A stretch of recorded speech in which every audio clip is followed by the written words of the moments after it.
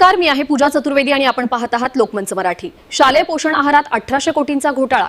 महाराष्ट्रात शालेय पोषण आहार योजनेतील घोटाळ्याने पुन्हा एकदा डोके वर काढले आहे। राज्यात मोठ्या प्रमाणात पोषण आहार घोटाळा सुरू असल्याचे आरोप सातत्याने होत असताना विरोधी पक्षनेते अंबादास दानवे आणि शिवसेना उद्धव बाळासाहेब ठाकरे गटाचे आमदार कैलास पाटील यांनी वेळोवेळी विधिमंडळात हा मुद्दा उपस्थित केला।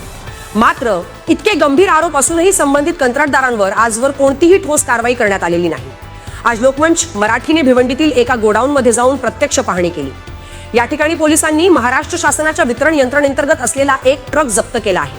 धक्कादायक बाब म्हणजे या ट्रक संदर्भातील FIR मध्ये शालेय पोषण आहाराची वाहतूक तसेच संबंधित कंत्राटदाराचे नावच नमूद करण्यात आलेले नाही। मग प्रश्न उपस्थित होतो, FIR मधून महत्त्वाची माहिती का वगळण्यात आली? नेमकं शासन कुणाला वाचवत आहे? या घोटाळ्यामागे कोणाचा आशीर्वाद आहे? या संपूर्ण प्रकरणाची सखोल आणि निष्पक्ष चौकशी झाली पाहिजे अशी जोरदार मागणी आता होत आहे। लोकमंच मराठीचा दावा आहे की हा घोटाळा इथेच थांबणार नाही।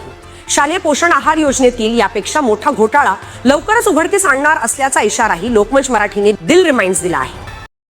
सध्या मी उभा आहे भिवंडी गोडाऊनमध्ये कारण का 31 तारखेला पोलिसांनी FIR केलेली ही ती MDM धान्य म्हणजे शालेय पोषण आहाराच्या बद्दल मुंबई अधिवेशनमध्ये अंबादास दानवेंनी प्रश्न विचारला होता की शालेय पोषण आहार घोटाळा किती मोठा आहे, त्यावर सरकार काही कारवाई का करत नाही। त्यांनी सर्व स्पष्टपणे सभापती विधानसभा अध्यक्ष यांना पत्र दिलं होतं की MDM घोटाळा हे उघड झाला पाहिजे।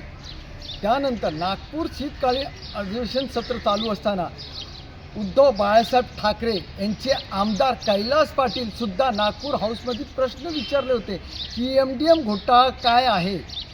वटाण्याचा रेट लावला 130 रुपये आणि जे शासकीय माल पाठवतात शालेय पोषण आहारामध्ये 30 रुपये सफेद वटाणा म्हणून।